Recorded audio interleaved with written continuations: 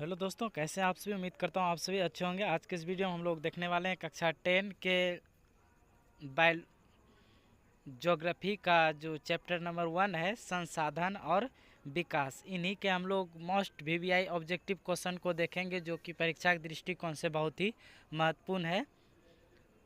और आपको बता दें कि इस वीडियो में हम टोटल 15 प्रश्न को कवर करने वाले हैं। तो चलिए वीडियो को शुरू करते हैं। ये सभी प्रश्न बहुत ही इम्पोर्टेंट है। प्रश्न है, बिहार में कितने प्रतिशत भौगोलिक क्षेत्र में वन का फैलाव है। सो इसका जो राइट आंसर हो जाएगा दोस्तों, वो हो जाएगा ऑप्शन नंबर डी, 5। चलते हैं अगले प्रश्न की ओर। अगला प्रश्न है, भारत के किस राज्य में वन का सबसे अधिक विस्तार है। भारत के किस राज्य में वन का सबसे अधिक विस्तार है। इसका जो राइट आंसर हो जाएगा वो हो जाएगा ऑप्शन नंबर सी, मध्य प्रदेश। चलते हैं अगले प्रश्न की ओर। अगला प्रश्न है, देश के बांधवों को किसने भारत का मंदिर कहा। बहुत ही महत्वपूर्ण प्रश्न है कि देश के बांधवों को किसने भारत का मंदिर कहा। सो इसका जो राइट आंसर हो जाएगा वो हो जाएगा ऑप्शन नंबर सी, पंडित नेहरू। चलते हैं अगले प्रश्न की ओर। अगला प्रश्न है, मरुस्थलीय मृदा किस राज्य में पाया जाता है। मरुस्थलीय मृदा किस राज्य में पाया जाता है। सो इसका जो राइट आंसर हो जाएगा वो हो जाएगा ऑप्शन नंबर बी, राजस्थान। चलते हैं अगले प्रश्न की ओर।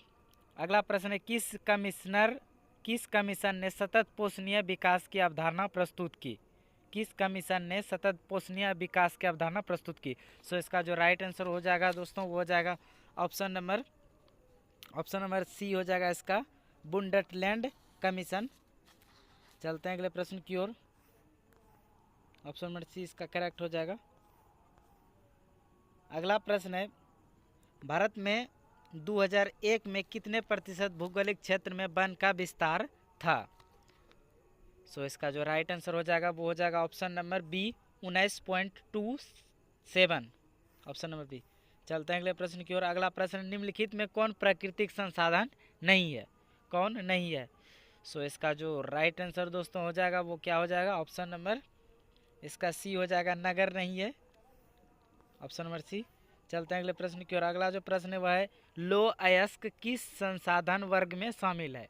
लो अयस्क किस संसाधन वर्ग में शामिल है। सो इसका जो राइट आंसर हो जाएगा वो हो जाएगा ऑप्शन नंबर सी, अनवीकरणीय संसाधन। चलते हैं अगले प्रश्न की ओर। अगला प्रश्न है, ज्वारीय ऊर्जा किस प्रकार के संसाधन का उदाहरण है। ज्वारीय ऊर्जा किस प्रकार के संसाधन का उदाहरण है। सो इसका जो राइट आंसर हो जाएगा दोस्तों वो हो जाएगा ऑप्शन नंबर ए, नवीकरणीय। चलते हैं अगले प्रश्न की ओर। अगला प्रश्न है, किस प्राकृतिक संसाधन का भंडार सीमित है। किस प्राकृतिक संसाधन का भंडार सीमित है। सो इसका जो राइट आंसर हो जाएगा दोस्तों वो हो जाएगा ऑप्शन नंबर ए, खनिज तेल। चलते हैं अगले प्रश्न की ओर। अगला जो प्रश्न है वह है, सौर ऊर्जा निम्नलिखित में से कौन सा संसाधन है।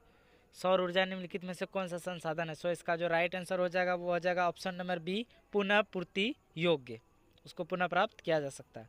चलते हैं अगले प्रश्न की ओर। अगला प्रश्न है, पंजाब में भूमि निम्नीकरण का मुख्य कारण है। पंजाब में भूमि निम्नीकरण का मुख्य कारण है। सो इसका जो राइट आंसर हो जाएगा वो हो जाएगा ऑप्शन नंबर इसका डी हो जाएगा, अधिक सिंचाई। चलते हैं अगले प्रश्न की ओर। अगला प्रश्न है, सोपानी कृषि किस राज्य में प्रचलित है। सोपानी कृषि किस राज्य में प्रचलित है। सो इसका जो राइट आंसर हो जाएगा दोस्तों वो हो जाएगा ऑप्शन नंबर डी, उत्तराखंड। चलते हैं अगले प्रश्न की ओर। अगला प्रश्न है, काली मृदा का दूसरा नाम क्या है। काली मृदा का दूसरा नाम क्या है। सो इसका जो राइट आंसर हो जाएगा वो हो जाएगा ऑप्शन नंबर इसका हो जाएगा बी, रेगुर मृदा, रेगुर मिट्टी। चलते हैं अगले प्रश्न की ओर, जो इस वीडियो का लास्ट प्रश्न है कि बृहद क्षेत्र में जल की उपस्थिति के कारण ही पृथ्वी को कहते हैं। सो इसका जो राइट आंसर हो जाएगा वो हो जाएगा ऑप्शन नंबर बी, नीला। तो यह था हमारा इस वीडियो के इस चैप्टर के 15 प्रश्न। तो मिलते हैं इसके अगले वीडियो में, तब तक के लिए जय हिंद।